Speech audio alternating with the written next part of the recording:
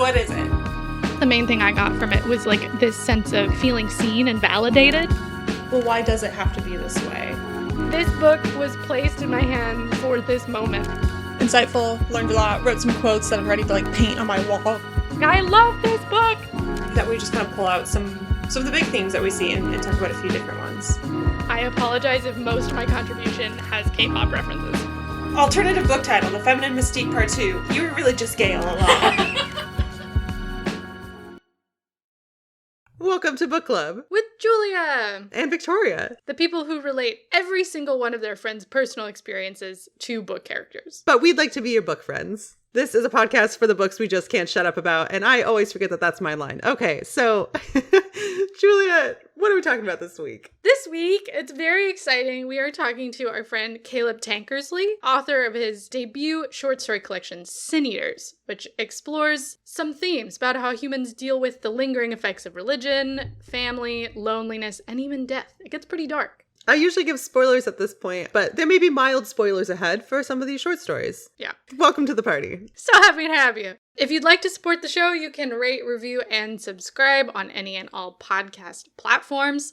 If you look down in the show notes, for instance, if you see the link to the book we're talking about today, that will take you to our affiliate page on bookshop.org, where you can buy from independent bookstores, and we get a very small kickback, which helps support the show. And then if you would like to join the club, the book club, you can go to buymeacoffee.com/bookclubwithjv, where we've got some autism-related content where I think I'm going to be posting sections of my thesis soon. I saw that in your notes, and I'm like, news to me, and that's very exciting. Yeah, it was a recent decision that we hadn't talked about.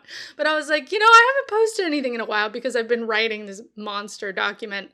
I should post some of it. So you might get little clips. So our most recent thing that we've just posted for members is our review of the final 5 episodes of Daisy Jones and the Six, where we talk about the show as a whole. And we're actually in the same room. It's very exciting. It was very weird recording and filming ourselves sitting on the couch because we'd never done that before. But it was a good time. And then we are currently saving up for a transcription service so we can make our episodes more accessible. So come join the party. Okay, introducing our guest today. Caleb Tankersley is the author of the story collection Sin Eaters, which is the winner of the Permafrost Book Prize. He also wrote the poetry chapbook Jesus Works the Night Shift. His writing can be found in Carve, The Cimarron Review, Puerto del Sol, Sycamore Review, and other magazines. Currently, he is a visiting assistant professor at the University of St. Thomas and serves as managing director for Split Lip Press. Welcome, Caleb. Welcome! Thank you for having me. You dropped into our email inbox because you heard your name on our show, and this is just like a full circle moment where we both get to be like, oh my god, someone like listened to my thing or read my thing, and now we're here to talk about it, which is really fun. Obviously, that was gratifying for me to just hear my name pop up in a random, podcast that I was listening to. I think like a lot of people during the pandemic, I started taking these gigantic walks for hours, and I was not a podcaster before that, but I just started listening to a lot of literary podcasts. So I kind of kept up that habit. Was happy to listen to this podcast and was pleasantly surprised to hear my name. Yeah. I think what really shocked us the most was we thought you had found us because we mentioned you, and instead you just found us because we were a book podcast, and then we happened to mention you. That's a crazier coincidence. I was like, you were just listening to us and you liked it? Oh my god. Well, I had the same feeling because, you put a book out and I don't know, it's very difficult to get any traction, and the marketing side of it is such a pain and so different than the writing experience. I mean, it feels sometimes like you're publishing out into the void, and so it's very nice to feel like, oh, people have actually read it? No, I feel that too. So Julie and I have both, at different points in our career, and me currently, have worked in marketing, but we kind of suck at marketing our own podcast because it's we have so much fun making it that the marketing feels like an extra thing to do on top of that's what I do for my day job. And so I'm kind of over it. The self-promotion is hard. Yeah. We struggle with that a lot at Split Lip Press. I mean, that takes up so much time. You can just pour an infinite amount of time into marketing and still feel like I haven't done everything I could. So it's sort of a black hole. And at some point, for your own book or for other people's books, you just have to like have boundaries, I guess, and that's really hard. It can also, I think, show you the artificial apparatus that is sort of like the book marketing industry overall, especially from like big fives. You know, you think you're choosing a book because, oh, that must be good because I've seen it around, but of course you're being manipulated like everybody else. Yeah. Mm-hmm.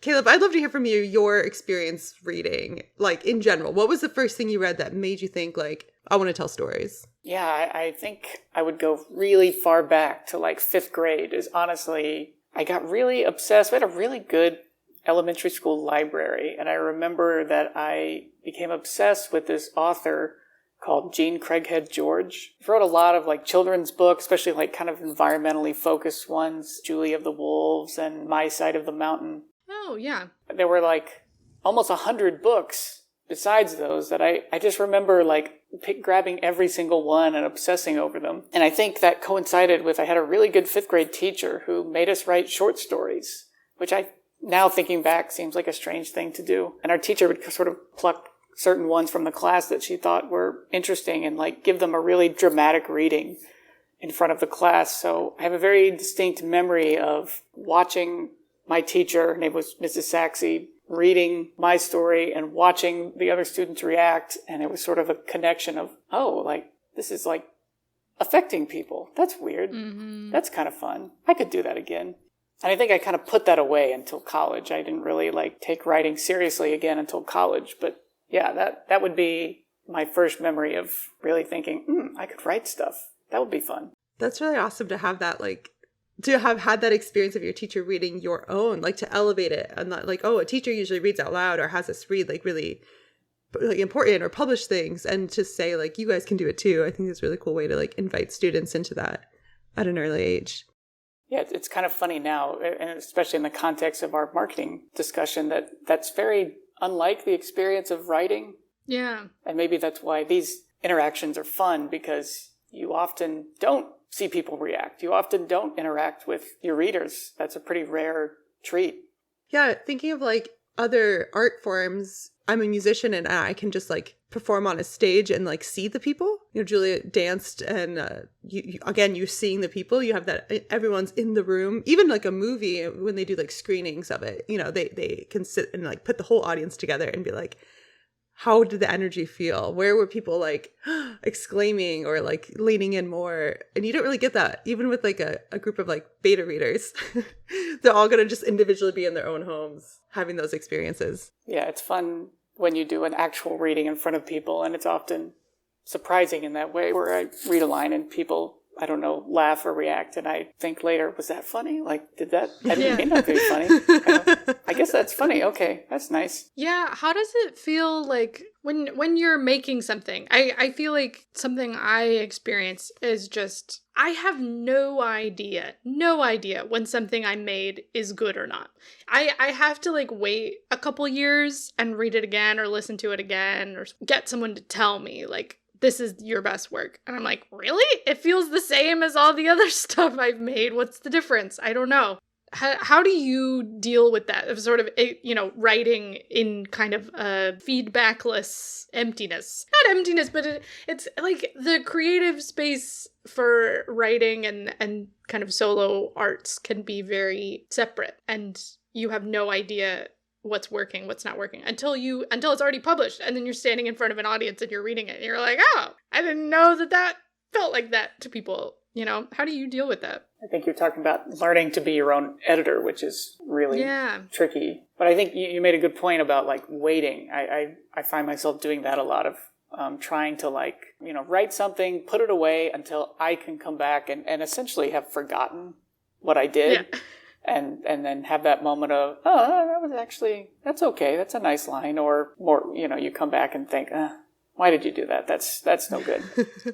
Basically pretend that you didn't write it and somebody else wrote it. I also, you know, I try to tell my students, like, there's no such thing as writing that's good or bad. It's all like a big matrix of choices. I think the goal is to figure out what choices have I made? What are the effects of those choices? Am I happy with those choices?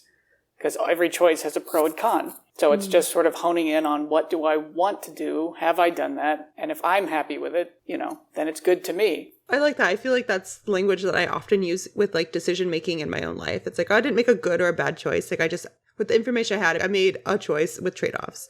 And I hadn't thought to like apply that in that self-editing process. I think that's a really interesting way to think about it. And probably a lot more helpful than being like, I wrote terrible things.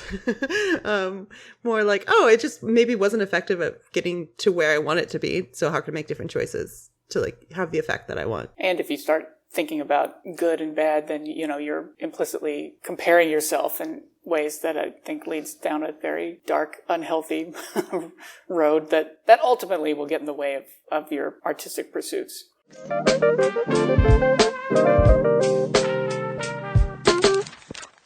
So one reason I was like super jazzed when I heard of your collection and what drew me to want to read it is you shared a bit about your own upbringing and how it kind of influenced your work. I'm also the child of a church worker and spent my whole life like running around the pews of different churches that my dad was working at. And I really particularly enjoyed your nuanced writing of it felt like different people you had met in the church before. I particularly liked Reverend Billy Gadsden in A Cross is Also a Sword and Jerry in The Sea of Feed Corn.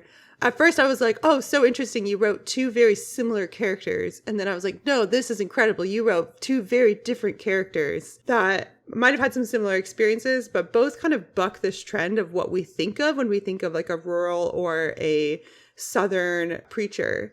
And I would love to hear from you, like, what was the inspiration behind these characters? Where did those two stories come from, really? As you said, I've talked about in a few interviews that I grew up in a very evangelical environment. My dad was a Southern Baptist minister. My brother's a minister. It's a family business. Right. The stereotype is they either go like really hard into the church and, maybe become ministers themselves, or they fly away as far as they can.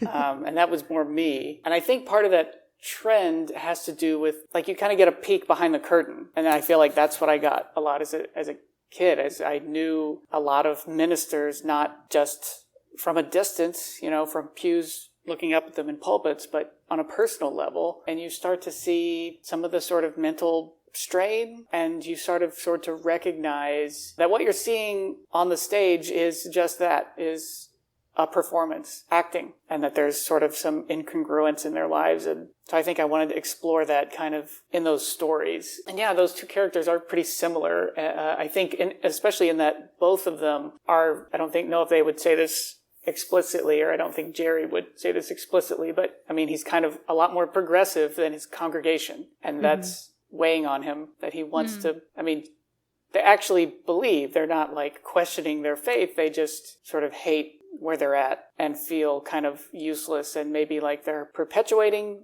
negative systems rather than fighting them, and don't know what to do with that incongruence. And I feel like I've seen that in a lot of pastors, who would give this great performance on the stage, and then they'd come over to our house and be like, I don't know, do I even want to do this anymore? This is so stupid. Like, and having to deal with all the internal politics. And that was really educational as a kid, especially for Billy. And A Cross is Also a Sword. That story is a little bit closer to reality in that I remember I was in grad school and I read in the paper that there was a pastor at a church in Texas who did just that, who did what Billy did. Wow. Set himself on fire in the middle of his town at the end of his career. And I just thought, gosh, this is like a perfect summation of, I could think, how a lot of rural pastors feel. And I think I kind of wrote that story trying to understand like why this person did this. And I don't know if I ever quite, maybe there's no way to. The Sea of Feed Corn was so,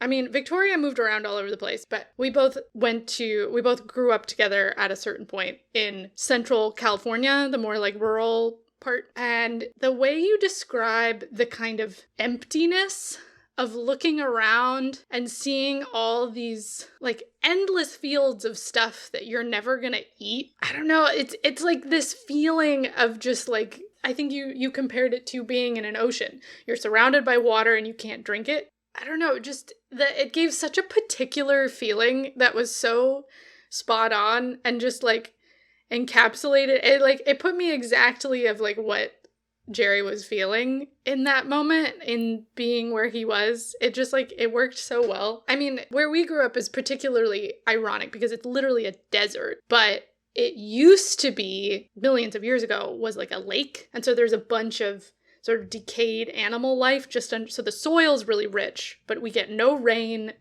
no. And so they grow a bunch of stuff there, but like it all has to be irrigated from, we steal the water from everybody else, from like Oregon and Colorado and wherever. And so you're literally in a desert surrounded by all this cows and crops that you're just like maybe never gonna see because it's gonna ship off to like East Coast or, you know, somewhere far away. I don't know, it gives you like such a strong sense of the way that the world works and the way our kind of economy and how you see all these connecting points. I'm rambling, but that was really, really great. It was very relatable. Thank you. This makes me wish I had made that a bigger part of the story, because I feel like what you're saying is in there a little bit, but yeah, I mean, I think that's kind of Jerry subconsciously recognizes that he's surrounded by like a system that has, I mean, and he's a minister, that there's like a massive spiritual deficit in this, the way that the whole world around him works, that it's not an ecological story, but we know that that's not how land should work. It shouldn't be corn from horizon to horizon, and that in the long run that's bad for everyone and bad for the earth, and even in the story, the consequences. And that's a big thing in Missouri. I think in the story, a lot of that corn ends up in concentrated feeding centers where cows and pigs and chickens are live in horrendous conditions. Again, a spiritual desert as well, to think that that's what this whole area is supporting. And here he is trying to help these people. It particularly hit home when he tries to grow his own corn in that soil and it gets cross-pollinated and then it's inedible. And I'm just like you can't try and, I don't know. I really liked that too. Yeah. I think I found Jerry really relatable in some ways around this idea of wanting to be different, to make a change, to have an impact, and feeling like maybe there was a chance, but then also feeling so suffocated that his solution was to leave. I mean, it's ambiguous, so we don't know if he comes back, but in the moment he leaves. I found that really interesting in contrast to Billy. Originally when I read them, I'm like, oh, it's two pastors that had maybe what some would call like a more progressive seminary experience come back to like the hometown. But for Billy, we're like at 40 years later, you know, he's had a chance to make this impact, but he doesn't feel like he has. Like Jerry's younger, his reaction in the moment is to run away, and Billy's was to stay. But did it have a different result in the end? Again, it's a short story. We have a lot of questions at the end, but like what did his community do in response to him lighting himself on fire? Probably the assumption is that it hit the news cycle and was kind of forgotten. So wild to hear that was based on a true story. Like, yeah, so I was wild. not expecting that. And isn't it crazy how, like, truth is stranger than fiction, right? I'm like, oh, yeah, Caleb writes some weird fiction. He's got these, like, super interesting, like, characters that do some kind of odd things. And it's like, no, this literally happened. Yeah, maybe I should keep that to myself. But I like that you're connecting. I mean, I've never thought about this before, but it makes so much sense. It's so much fun for other people to read your work and see connections. But I've never thought about Jerry and Billy being connected characters, and that maybe Billy is like a version of Jerry if Jerry didn't leave. If he did try to stay, this is what would happen to him. And there's sort of an inevitable inertia in those places that it's very difficult to make any change. I think I was writing those stories too when I went to grad school in Mississippi. And after I graduated, I worked at an arts-focused boarding school in a different town in Mississippi, which was an amazing job. It was a great school. I loved it. I have great students there. But it was in like a really small town, very far from any friends, and it felt like very far from anybody my age. And if you didn't go to a church, you basically had no community. So maybe I was working out some of my feelings about that. You know, I felt very isolated and like I was doing good work at that school, but it wasn't quite worth the cost emotionally to live there. So you'd be surrounded by children and old people. Yep. Nothing in the middle. Yep. I recently read Mrs. S by Kay Patrick. I actually got the advanced copy of that at AWP. And it is about a person who is working at a boarding school where no one is around except for like one other staff member their age, and then she like falls in love with like the headmaster's wife. The love story aside, the premise, I'm like, this is your life. It's like, I went to go work with all these kids. The kids are pretty cool, but wow, there's no one here in this tiny town. All right, I'm definitely going to look that up. It's a good read.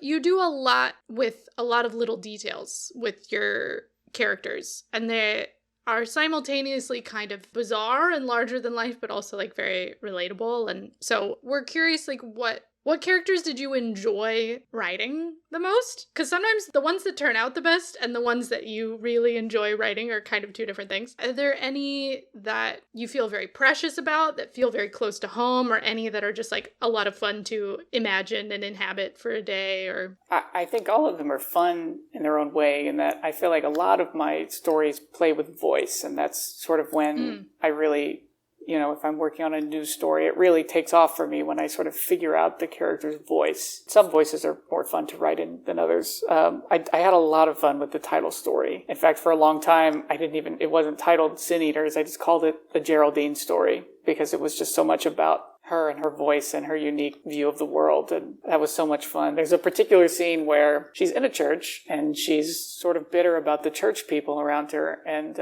she starts like writing insults about them, and I thought, okay, I have to think like my grandma and write insults without using any curse words, and that was I think that was the most fun part of the book to write. grandma insults. They've got to be clever and hit hard, but also not sound super offensive at the same time. There's a line in there where I wrote, she tells one of her church frenemies to go suck a musk sack. And I was so happy that one of my friends read that and said, oh, that was the best line of the book. And I thought, all right. You did it. That is a very satisfying, I mean, it's a sad story, but it is a very satisfying story to end on, because I think of her voice, because she eats the right people, There's a spoiler. Spoilers. That is a spoiler. It feels like a nice place to land. But it's kind of interesting that it takes a bit of this kind of magic, absurd kind of situation to bring about any kind of justice or change. But yeah, it feels nice. That's good to hear. Yeah, so what came first in Geraldine's story? Was it her voice? Was it the idea of someone's jaw dropping until in like an insane way? Like where was like the first kernel of that story? I'm curious. A lot of my favorite stories, the ones that I feel like are the most interesting to me, of my work, start in the same way, where I kind of write just an idea, the first few paragraphs, and then I get stuck. And I don't know what to do for months at a time until I come back. And this story worked that way. I think I wrote a version of the first page, maybe, up until I think when she meets her Christian Scientist neighbor for the first time. And then I got stuck and I didn't know what to do. So I just had this idea, and I had no idea how it was going to connect to Geraldine's life, or it wasn't even a concept that it would be connected to the idea of sin eaters yet. And it wasn't until several years later, I think, that I kept working on it. Yeah, is that a real thing, the Sin Eaters? It was a real thing. Not, of course, in the same way as in the story, but it was like a medieval Welsh idea that you had a person sort of who lived on the edge of your village, and if you needed them to sort of take on a sin for you, or often for somebody who had died, maybe somebody died before they could confess, and you want them to go to heaven, you bring a meal to the sin eater. They eat the meal, and accepting the meal is also them accepting the responsibility of the sin, saying, I'll deal with that. Your loved one is now safe, at least from that sin, and they can now go to heaven. Interesting. Yeah. It reminds me of an Ursula K. Le Guin story. A couple stories. Anything that involves, like, someone being kind of the moral scapegoat of a community or a town. And it's usually like a place that feels a little too perfect. And then there's someone who kind of has to absorb all of the grossness on everyone else's behalf. Like when I was reading your description of it, like it was like I had never heard the concept before, but at the same time I was like, oh yeah, I know what that is in a way, or like I know people like that in a way, where like just like you're here for us to put all of our shit on you. Yeah, I thought that was a rich emotional ground, right? As Geraldine kind of constantly wafts of, I hate these people, but okay, I'm going to do this for them, but then they hate my grandson, and very uncomfortable with that role, which is just fun to read, or fun to write, at least. I hope it's fun to read. Yeah. So I'm curious, you mentioned that many of your stories do take a long time for you to like come back and figure out where the story is going to be. And this collection came out over a year ago, but some of these stories you've been working on for years. How do you feel like your writing style has changed or stayed the same since Sin Eaters came out? And yeah, where have you hoping to like grow and expand in your writing? I'm always kind of worried that people can read like which stories are older and which stories are younger. So I'm glad the collection came out now, because I feel like if I waited too long, there would be too much incongruence between my voices, I guess, which is kind of nice, though, in some ways. Sometimes when you publish a story collection, people often ask, like, oh, well, what's this about? Like, what's the connecting thread? And I do think I have a kind of connecting thread, and my elevator pitch is, well, it's about, like, religion and sexuality and through an occasionally fabulous lens. But that's not really all the stories. And that's what I wanted. You know, I was sort of really resistant to the idea that, like, every story has to hit that beat. And I read a lot of story collections. I love short stories. And I personally don't always love story collections where I read the first two and I think those are brilliant. And then I read the third and the fourth and the fifth. And I think this is brilliant, but kind of in the exact same way. And it's just sort of different versions of the same story. When people ask me that question, I want to bitterly say, like, it's a collection. It's all different. That's the idea. It's supposed to have variety. The third line is that I wrote them all. Yeah, exactly. If you want to read a bunch of the same stuff, that's what novels are for. Like, Right. I think a lot of the earlier stories that I wrote in here are a little more gritty and grounded in realism, and it's really the later stories that are sort of pushing the bounds of reality. And I think that probably comes out of creative writing grad school. I mean, I learned a lot in my graduate workshops, but there's also sort of an element of you have to kind of recover from those as well, in the sense that there's kind of a very strong like norming that goes on. You sort of find yourself writing more towards the middle of the workshop. And it wasn't till I think the stories I'm most proud of in the book are the ones that I wrote by myself after workshop, in which I'm taking a lot of those craft lessons, but I'm also ignoring some of them too, and just sort of writing what I want for myself. And those tend to be the weirder stories. Swamp Creatures and Sin Eaters and Ghost on TV. Those are, I think, are the three most recent stories, I think. And those are the ones I think I'm most proud of, because they get a little weirder and they're just more closer to what I want to write. So I hope if there's an evolution in my writing, it has to do with getting older as an adult in general. You're just hopefully becoming a better, more secure version of yourself and sort of leaning into your own uniqueness. And that's what I hope my writing is doing. Oh, that is interesting. Like, thinking about, I mean, I haven't done grad workshops, but I did a lot of creative writing workshops in undergrad and was taught by some of the people in the grad workshops and had a lot of conversations with them. And that is, I guess that's something I'd never really thought about, where like when you write for workshops, you're writing to that audience, that very small audience where you've read all their writing and you know all their thoughts in great detail and like you know what they like and they have certain standards, and you can't do anything too weird. Or in my case, it was like there were certain genres that were really out of bounds. Like magical realism was okay, but fantasy was not. And like, where's the line, you know? And some people would cross it and all of a sudden they would find that no one liked it. And I guess I'd never really thought about that before. That like you have to, like you said, like kind of teach yourself out of it. Do you feel like it's like a shift in audience? Like maybe you're writing just for yourself or for a hypothetical new audience? Or is it more like there's less peer pressure? Like you feel like you can explore a bit more? Like what feels different? Maybe a bit of both of those things. But I think you're right that there's at least in my workshop, I got the sense that there was and this was like maybe 10 years ago. And I think, I don't know, I just get the sense that it's a little different now in positive ways. But yeah, I mean, like you said, fantasy or anything that pushes push the bounds of reality was seen as gimmicky. And I understand that as an instructor. I tell my students, like, I mean, if you like fantasy, there's a lot of bad fantasy. And that's because some of it is gimmicky, because they haven't thought about it in a literary sense, but they're not mutually exclusive. Like, you can write good literary fantasy. It can be done. So there's no reason to not allow it. But I feel like my workshop was not okay with that. And I think I just got to a point where I was happier. Maybe when I'm talking about norming, this also, especially getting out of grad school, it also has to do with like thinking about a literary career.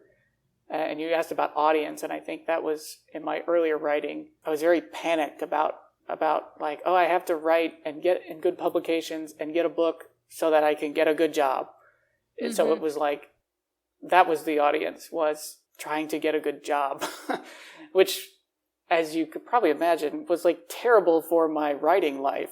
So I think when I let that go, my writing got more interesting and more about me. And when I shrank the audience to me. But that's really hard to sort of go to a place where you genuinely are like, I don't care if my career tanks, if nobody likes this, if it never sees the light of day, I have to like it. That's something Victoria and I say about this podcast all the time. It's like, I'm really just making this for you. And it's the way to do it, right? Yeah, and it makes it so much more fun. Like, I think that's also we talked about marketing earlier. It's also partly why we put such hard boundaries on it and we don't want to spend a lot of time on that, even though it could make us money, is because it changes how you make the thing. Yeah. It's like, I want to love what I make and I want to make it for Victoria and I want her to like the edits. If I think about doing it as like, again, trying to have a good job or whatever it may be, it makes it a lot harder to make. Capitalism loves to monetize the things you love and then destroy them.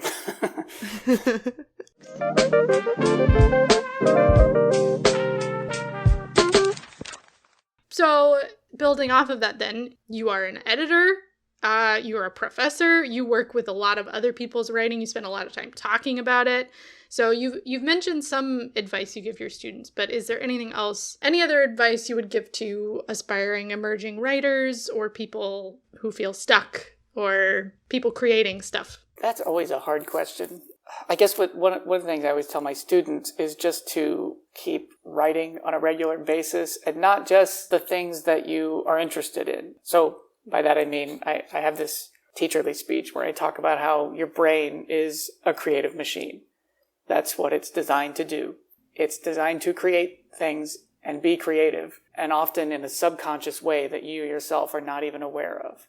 And so sometimes the work of writing is getting out of the way and letting the subconscious creative part do its job. And the way to do that is to just try things. I mean, as a machine, keep giving it different inputs and let yourself be surprised by the output. We do that in my class all the time. We just do different exercises. Many of times, it doesn't work. It's just we don't like it, or we feel like, I can't do anything with this. But every once in a while, you're surprised by the stuff that comes out. And I still try to do that in my own writing. I'm not very consistent. I'm not one of those like daily writers. God, I wish I was, but I'm not. I probably should be. But that would be some advice. And also just to, I always encourage them to lean into their own uniqueness. Try to figure out what you want to say in the way that only you can, and, protect that. Mm-hmm. Don't let anybody norm that out of you. Read as widely as possible. I don't know, it sounds like pretty boilerplate advice, I guess. But yeah, it's like you get out what you put in. So I do think that is very, very good advice as someone who is currently writing a master's thesis. What you were saying about getting out of your own way of your brain has been very much my process. I had to talk through it with my therapist. I thought I had to know consciously before I sat down to write everything that I was going to say before I said it. Because it's it's not a story. I can't just make it up. It's real. I have to say something real. I have to know everything consciously before it happens. There's probably a lot more in there than you think. Just give yourself an assignment. Say, I'm going to write about this for 30 minutes. and sit down and do it and see what happens. And thousands of words came out. And I was like, oh, I guess I had thoughts on that. I didn't know I had thoughts on that, but apparently I do. You know, because my brain has been working on it for so long while I've been doing my research. And so, yeah, I would 100% back that up. Be like, just, yeah, give your brain different assignments because you have no idea what's in there sometimes. And things, you'll write something and be like, oh my God, I didn't know that was in there, but that's cool. Let's explore that. The number of times we've sat down to record episodes of this podcast where I'm like, Julia, I have no thoughts. Like, I don't know what I'm talking about. I don't know what's going on. And so we'll sit on the phone and we usually talk for like an hour or two the day before we record. So we have like something to go off of. And I'll be like just going off and I'll have this like 10 pages of notes. And it's like, oh, I thought I had nothing, but I just needed to sit down and like actually, for us, it's doing the talking, like the practicing the conversation or hearing each other's thoughts on a book or be like, ooh, that's a good thought. Let's follow that tangent. This is an inspiring conversation for me. Even if you think your advice is boilerplate, I'm like ready to go write something after this. I've had this creative idea for a new work-related thing recently that I just keep ruminating on. And it's like, I need to just sit and start writing because I'm not going to know what I know until I get it out on the page. And your brain works different. I mean, thinking about writing and writing are two different brain modes, you know. We think thinking about writing is writing, but it's not. Actually, writing is writing. The number of times thinking back in college where I didn't know the thesis of my paper until I'd written the whole paper. And then you're like, well, now I know what I'm writing about after I've written 15 pages. Let's go rewrite this. Okay, Caleb, you mentioned, I read that you're working on a novel. I'd love to hear what we can expect, what listeners can look out for. There's where I feel like I wish I was a daily writer. You know, I was really resistant to ever writing a novel for a long time. And I mean, I definitely can't call myself a novelist because it's not a thing yet. But, you know, I've been approached by a few agents who read, even before the collection came out, who read stories in magazines or when the collection came out and said, oh, I like this a lot. And of course, the first question is, do you have a novel? So even when I was shopping this collection, I had an agent who was like, oh, I like the story. Do you have a novel? And I was, no, I have the story collection. Oh, that's nice. And we're very not interested. So I don't know if it was because of those experiences or I was just telling myself, like, I don't want to have to write a novel just to do it. Like, that's so silly. I like short stories. I'm just going to stick with short stories. But maybe a couple years ago, I started writing this story that kept getting longer and longer. And I think I started seeing even, there were a couple other stories I was working on at the same time that I realized, oh, like, these are basically the same. These are actually the same person. There's a lot of similarities here. So yes. I found myself somewhat reluctantly working on a novel, but it's very slow going for me. I'm always a pretty slow writer. I mean, I have bursts where I can do a lot in like a 2-week period, but then I'll have, you know, long periods of where it's really grindingly slow. And it's nice. I have a deadline at the moment because I'm going to the Tin House Summer Writing Workshop. I'm thinking, oh, I have to have like a healthy chunk of this manuscript done because there will be agents there and people I will share it with. So that's nice to be forced to work on it throughout most of the summer. So, okay, what can I say about it? Yeah, you can practice your elevator pitch. Okay, all right, I can do agents. that. So the tentative title is Jeremiah and the City of the Dead. Okay. I don't know why. I think I have a number of, even in the collection, there used to be multiple characters also named Jerry. And I changed some of the names because there was too many Jerrys. Too many Jerrys, the title of your collection. I think what's interesting to me about that name is in terms of like growing up in a religious environment, that it's this like, Jeremiah is this like ancient name in a, you know, completely taken out of its original context and applied to some person who has no idea about that context really in the modern era. So it has this sort of like long thread. It has this ancient history that is kind of ignored in its application and a lot of contemporary American naming. But that's why there's another Jerry. So it's about two siblings who grew up in a religious environment. They both came out as queer and got out of that environment, and they had two different reactions. One, named Yael, is more like the traditional black sheep in that they sort of run off and are constantly moving from job to job, relationship to relationship, city to city, and maybe are more angry and bitter about their upbringing. And the other one, Jerry,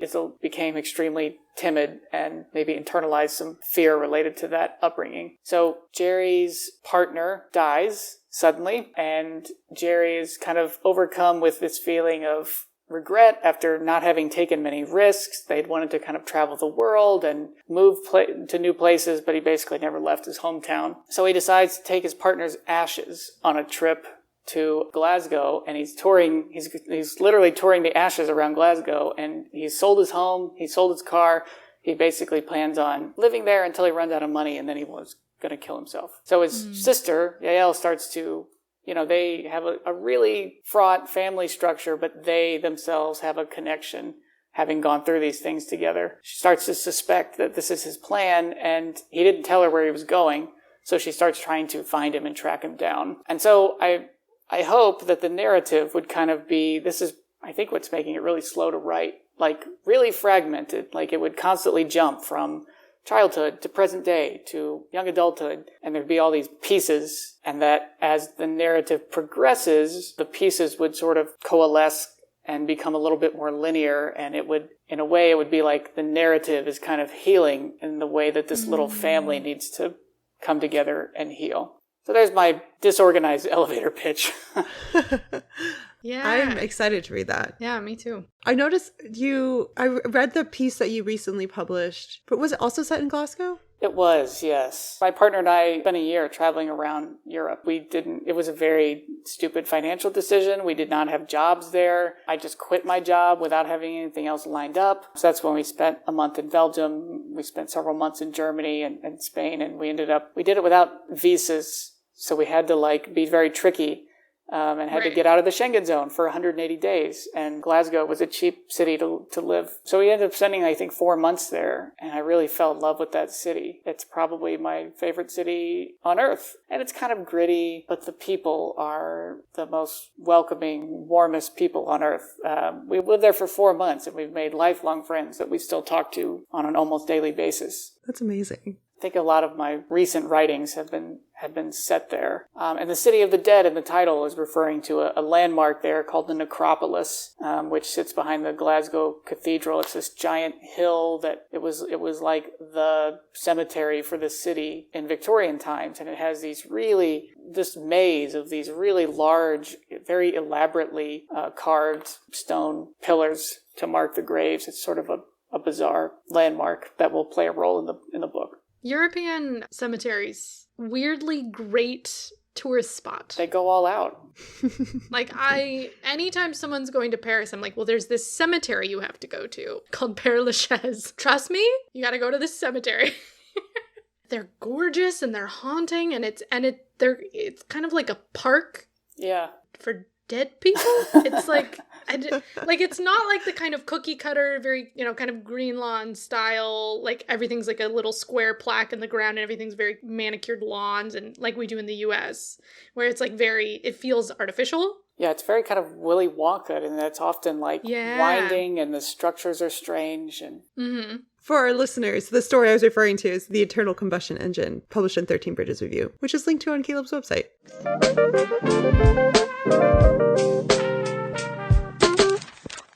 Okay, Caleb, so for readers who liked your book, what else would you recommend they read, watch, or listen to, or the reverse? If someone likes X, Y, or Z, they will probably like your book and they should check it out. Well, in the acknowledgments of the book, I sort of thank some of my literary heroes who I feel like, well, I don't know, they're not all, I read a lot of things that I think, oh, this is so brilliant, I love it.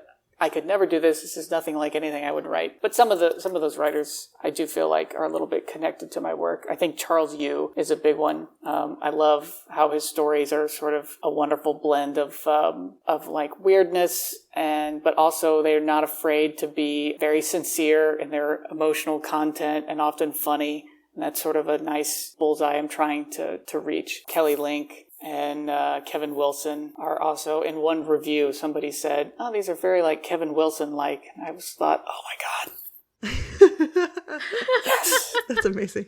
I don't know. Maybe the novel will be a little bit more like this because she tends to write more novels. But I mean, my favorite writer of all time, I think the best living English language writer in the world is Louise Erdrich. And if I can do a small fraction of the kind of writing that she does, then I would die happy. And hopefully maybe somebody who likes her books might enjoy mine. Yeah. Okay, Julie, what about you? So mine might seem a little out of left field, but the whole time I was reading this collection, I kept thinking of Midnight Mass. Ooh. Did you watch that show? I loved that show. Oh, so good. So good. So it's about Catholic vampires in this in this tiny, it's more like coastal, but it's very remote town. And it, like, obviously it's very supernatural, but there were just a lot of similar themes to me. I mean, there's even like the kind of prodigal son who is in prison and he comes back, and that's like the initiating part of the story. All the complicated family relationships and the grappling with death and loss of faith, or coming back to faith and having a different relationship with it. The kind of loneliness of being surrounded by, like, being in a town that's slowly dying. And in this case, they're surrounded by ocean, but they're very, like, isolated. But it could be corn. But it could be corn. It could be corn instead of water. But yeah, it kept coming back to my mind, and I was like, I think if you liked Midnight Mass, not because it was horror specifically, but because of like the themes kind of hit home, I think you'll really like this. My God, what a compliment. I mentioned a full circle. We originally mentioned Caleb's book as a recommendation if you've read Evan James Sheldon's Children in Their Cages. So if you want more weird fiction, the Sheldon collection is a lot more flash fiction, a lot of shorter pieces. And then the person I was thinking of, Caitlin Ilario, is a poet. I actually went to undergrad with her, so we follow each other on Instagram, but she recently has been publishing a ton. As Any Foolish Woman is a poem that I think resonates well with this collection, as well as her Sapphic series, Sapphics 1, Sapphics 2, Sapphics 3, Sapphics 4. All the poems are, a lot of these poems are about sexuality, queerness, religion, and yeah, if you're looking for some poetry to supplement your short story reading, I would recommend Caitlin Ilario. Okay, and to close out, what are you currently obsessed with, Caleb? What are you listening to? What's bringing you joy? What are you watching? Okay, so I'm currently obsessed with everything that Billy Ray Belcourt has ever written, and I'm trying to read everything he's written. I think he's a genius. I've read This Wound is a World. I've read History of My Brief Body. I'm currently reading Minor Chorus, and I just love everything about Billy Ray Belcourt. Let's see. I am a massive... I'm like not really a big anime person, but I am obsessed with Attack on Titan. Yes! But kind of in like in a story way. I wish I could teach a craft class on Attack on Titan, and just the way that the plot and the information is rolled out is possibly more genius than any other story I've ever encountered. And that goes across all the mediums, the manga, the anime. And now, like, on another thing that's bringing me joy is exercise. But, like, my exercise playlist is half Attack on Titan music. Yeah. That's wonderful. I love Attack on Titan. Their intro songs are bangers. They are. I think I get them stuck in my head all the time. Yeah, I also exercise, moving my body. And I think having sort of like a steady long-term discipline. Since I'm not a very disciplined writer, that makes me feel like accomplished when I can be disciplined in some other way. And another thing, sort of a counter to that, another thing bringing me joy are dark chocolate Oreo thins. That's kind of like my go-to snack. I'm always more interested in the cookie than the cream, and so the Oreo thin, the thin is like perfect for me. I love that Oreo has like, they know that everyone is obsessed with them, and so they've made every variation to give everyone their preferred Oreo experience. Right. Like, you can get a double stuff if you're into the double stuff. You can get like a mega double stuff if you really like the cream. Disgusting, but okay, you can get it's fine. You can buy just a bag of the cream if you want. Of I just think the you cream. just eat it with a spoon. I don't know. Oh my gosh. My God. I'm much more on the regular to thin side of the Oreo spectrum. I like the cookie more. I am a double stuff girl all the way. That's the only thing that has the proper balance of cookie and cream. Otherwise, there's too much of one or the other. Anyway. I last night watched Hannah Gadsby's new stand-up special called Something Special. So I personally found her last one, Douglas, to be like laugh out loud, fall off the couch funny. And so it's not like that, but it's all, and it's, you know, it doesn't have the kind of deep cut of Nanette, but she sort of sets out, she says at the very beginning, this is going to be a feel-good show. This is a romantic comedy. This is going to be a feel-good show. And it really accomplishes that. Like it's got some really great jokes in there, but the most of the time you just have a good time. You just feel good at the end. It's got a really great twist where you don't expect a twist to be. That's super fun. And it's about it's how she met her wife, but also like about their whole relationship basically. And it's very cute. I'm excited to watch it. Yeah. Okay, I recently read One Last Stop by Casey McQuiston. I've been reading everything Casey McQuiston writes, and I'm having a fun time. One of my favorite podcasts, Recipe Club, is back with their 3rd season. It's a hoot. They have a spinning wheel where like everyone has to cook the same recipe, but the wheel gives them different constraints. So like cook this recipe but vegan, cook this recipe but like only use shelf-stable items as if it's the apocalypse. My partner laughs because I cook so much more when I listen to the show. It like inspires me to cook. And then when they're off season, like I haven't been in the kitchen like in months. But yeah, that's fun. Also, I mean, here in Chicago, it is now officially, I would say, park sitting season. I went and sat in a park yesterday for part of my workday, and it was delightful. And it's bringing me so much joy. That vitamin D, man, changes lives. Seriously. Caleb, it's been such a delight to have you on the show, to meet you again, and to chat about your book. Where can people find you and your work and stay up to date on what you're doing? Oh, gosh. So I have a website, calebtankersley.com. If you're going to be at the Tin House Summer Writing Workshop, I'll be there in July and hopefully have some other fun marketing, promotional stuff. Although at this point, I mean, after it's been out for a year, it's more just the fun stuff of where I just get to interact with people that I'm interested in talking to. But yeah, that and the website. I'm also on Twitter and Instagram and post book stuff occasionally. Mostly I'm like promoting Split Lip books on Twitter. If you enjoyed my book, you might also enjoy this book, which was our most recent Split Lip Press story collection called Phantom Advances by Mary Lynn Reed. Yes, yeah. All across the internet, you can find me. Wonderful. Well, thank you so much. Thank you for having me. We're so glad this finally worked out, and like what a serendipitous meeting. Thank you for listening to Book Club with Julia and Victoria. We would love to hear your thoughts on this book or the topic we discussed, so you can share your review and recommendations with us on Instagram at BookClubWithJV, on our website, bookclubwithjv.com, or by leaving a review on Apple Podcasts.